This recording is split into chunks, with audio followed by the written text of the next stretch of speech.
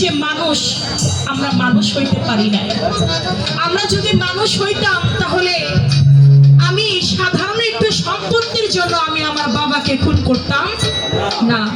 আমি যদি মানুষ হইতে পারতাম একটু সম্পত্তির জন্য আমার মায়ের লাশ উপরে রেখে জানাজার নামাজ না পড়তে দিয়া আমি আগে সম্পত্তির ভাগাভাগি করতাম না।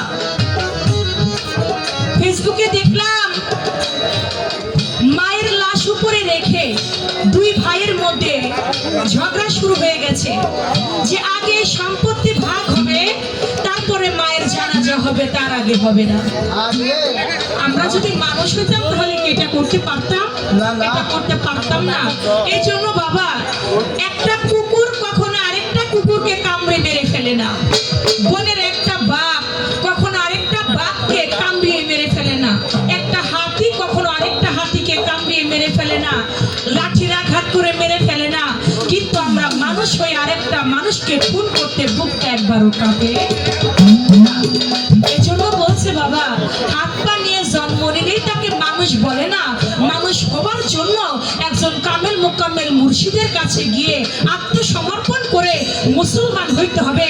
মুসলমান বাংলা শব্দের অর্থ আত্মসমর্পণকারী। আর যে মুসলমান হয়েছে তার দ্বারা কখনো খারাপ কাজ করা সম্ভব না। আমরা মাত্র নামে মুসলমান, গরু খাওয়া মুসলমান, কিন্তু কামের বেলায় মুসলমান হইতে পারি না।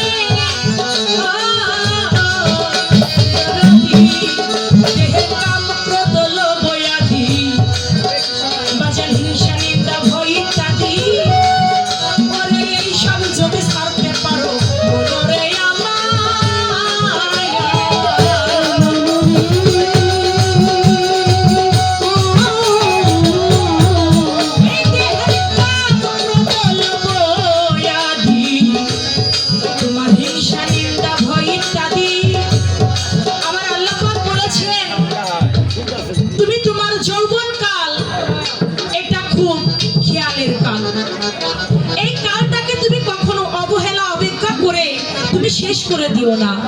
এই জন্য বলেছে যৌবন যার যুদ্ধে যাবার সময়, যে ঘরে থাকে মালামাল সেই ঘরে রাখতে হয় খেয়াল, দিতে হয় দেয়াল, যেন ঢুকতে না পারে শিয়াল। আমার ঘরে মালামাল আছে, কিন্তু সেই মালামালকে আমি ক্ষয় করে দিচ্ছি ঘাটে পথে রনে বনে জনে জঙ্গলে। আমাকে তো মালিক এজন্য পাঠায় নাই। এই রতির অপচয় করা যাবে না। আমি কত মাঠে ঘাটে ফেলে দিচ্ছি, এর জন্য আমার জবাবদিহি করতে হবে। তাই বলেছে